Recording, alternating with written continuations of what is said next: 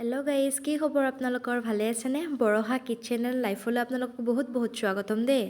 আজি এটা অন্য ভিডিঅ' লৈ আপোনালোকৰ মাজলৈ মই বৰষা আহিছোঁ। আপোনালোকে ভিডিঅ'টো চাই থাকক।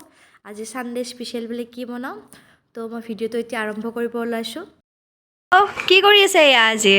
কঁঠালৰ গুটি মাহৰ দালিৰ সৈতে খাৰেৰে খুব গোটা কৰি খাই ৰঙা ৰঙা হ'ব ন, খাই কি টেষ্টি লাগে। যদি কোনোবাই খাই ভাল পায় মোক জনাব, মই ৰেডি কৰি আছে। এয়া কঁঠালৰ গুটি ভিনদেউ এৰুৱাত ব্যস্ত। আমাৰ ভিনদেউৰ এইটো ফেভৰেট খানা দেই। এয়া কঁঠালৰ গুটি প্ৰায় এৰুৱা হৈয়ে গ'ল। এয়া ভিনদেউ এৰাই আছে।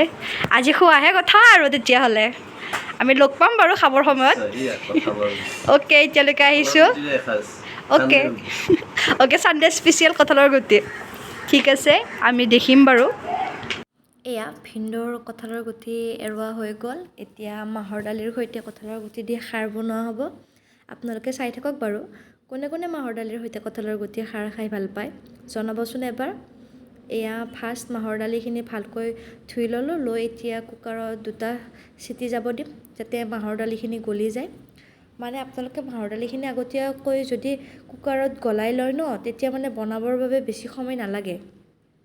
আৰু কঁঠালৰ গুটিকেইটা সিজিবলৈ সময় লাগিব যে, সেইবাবে আপোনালোকে কুকাৰতে দি দিব।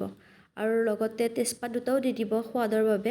আৰু একেলগত নিমখখিনিও দি দিব, যাতে দালিটোৰ লগতে নিমখখিনি একেলগত মিক্স হৈ যায়। সেইবাবে এতিয়া কুকাৰত মই দালি, কঁঠালৰ গুটি, তেজপাত আৰু নিমখ দি ধুনীয়াকৈ পানী দি চিটি আহিব দিম। 2টা বা 3টা চিটি যোৱাৰ লগে লগে দালি হৈয়ে যাব বাৰু এইখিনি। এতিয়া ধুনীয়াকৈ কেৰাহীটো বহাই তাত পিঁয়াজ আৰু অলপ কুটা আদা দি দিলোঁ। লগতে হালধিটো দি দিব। নিমখটো আগতীয়াকৈ দিছোঁ যিহেতু, এতিয়াতে আৰু নিমখ নিদিওঁ। যদি কেতিয়াবা কম হয় তেতিয়াহ'লে আপোনালোকে খাই চাব, আৰু সেই হিচাপত আপোনালোকে নিমখটো এড কৰাই দিব। এয়া আদা, নহৰু, পিঁয়াজ বটা হৈ গ'ল, মোৰ ভাজা হৈ গ'ল। এয়া মাহৰ দালিখিনিও সিজিয়ে গ'ল। কুকাৰৰ পৰা ওলাই লৈ এতিয়া তেল মাৰিম। এয়া আপোনালোকে চাই থাকক। মাহৰ দালিৰ সৈতে খাৰ খাব বৰ ভাল লাগে। আপোনালোকে খাই পাইছেনে? আৰু যদি খাই পোৱা নাই এবাৰ ঘৰত ট্ৰাই কৰিবচোন। এতিয়া যিহেতু কঁঠালৰ ছিজন, তো মাহৰ দালি কঁঠালৰ গুটি দি খাই খুবেই ভাল লাগে। এবাৰ খাই চাব আপোনালোকে।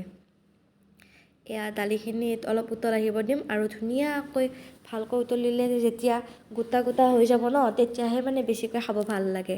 এয়া ধুনীয়াকৈ খাৰ দি দিলোঁ। খাৰ আপোনালোকে চ'দা খাৰো দিব পাৰিব, ক'লা খাৰো দিব পাৰিব। এয়া মই ক'লা খাৰ দিছোঁ।